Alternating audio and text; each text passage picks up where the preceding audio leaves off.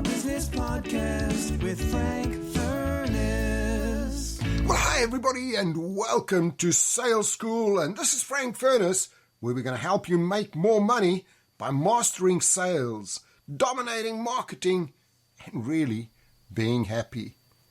So we're going to start off by looking at prospecting in the next couple of episodes. Hey, this is Frank. Enjoy today's episode. Well, what we're going to be looking at today is prospecting. My favorite part of the sales is how do we find new business? And really, this is just a little overview of some of the things that we're going to be covering during the program. Now, there are so many ways to prospect, and what I'd like you to do right now is almost pause this video, and I want you to write down on a piece of paper how many different methods of prospecting are you doing at the moment. How are you prospecting? What are some of the things that you're doing to find new clients? So let's pause that video right now and you write down what are some of the ways that you're prospecting right now. Well, welcome back again. I hope you've written down a lot of things because there are so many ways of prospecting. I mean, think about some of the things we're going to be covering. There are cold calling. How do you cold call? And I'll be covering a lot on cold calling and even warm calling, where you're sending something out up front and then following that up with a call. Referrals. Referrals are the lifeblood of any great business. You've got your clients, they love you. What you've got to do is you've got to know how to ask for referrals. What we're also going to be looking at is swap meetings, and I'll tell you a little bit more about that in a later video. Clubs and social activities, going and joining clubs and people, being with people, talking to people. I mean, that's the biggest thing. Just talk to people and the business will follow. Personal observation, keeping your eyes and ears open all the time, just thinking about where and how can I find new business.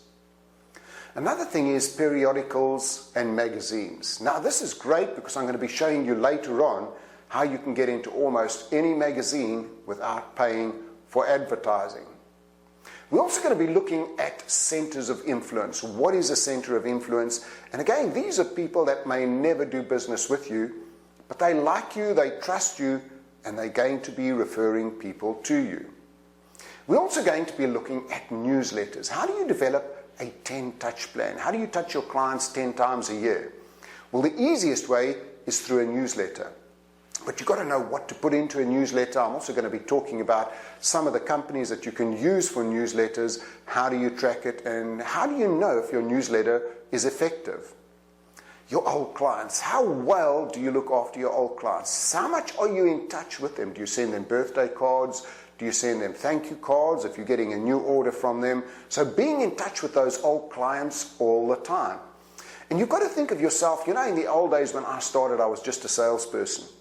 Now I'm a sales and a marketing person. The great thing about the internet is I can take on the biggest companies. I don't have the budget to get onto TV, but I can get onto YouTube and I can take on, because I know how to generate 50,000, 100,000 views on YouTube. So you've got to think of yourself as a marketing machine. And that leads us to the next thing, which is social media. How active are you in social media? We're going to have a look at all of the social media mediums, but you know, you've got to create a whole presence of yourself out there. You've got to be on Facebook, LinkedIn, Twitter, YouTube. In fact, I'm going to show you how to dominate Google, how you can be on the first page of Google and actually dominate Google at no cost. And you don't have to be a big company. You can be a speaker, trainer, coach, one-man band, small business, or a huge corporation. Networking. What you've got to go out there and do is meet other people. And I'm going to tell you how to effectively network, because a lot of people don't really know how to network. You can look at bids and tenders as well. For a lot of the big companies I work with in the Middle and the Far East, a lot of their business comes from government bids and tenders. And another big way is working with associations and trade bodies. So these are just a few of the ways that we're going to be looking at in a lot more detail on how to prospect. Again, go back to your list and compare how many of the things I've just spoken about are actually on your list. Well, I really hope you enjoyed today's podcast.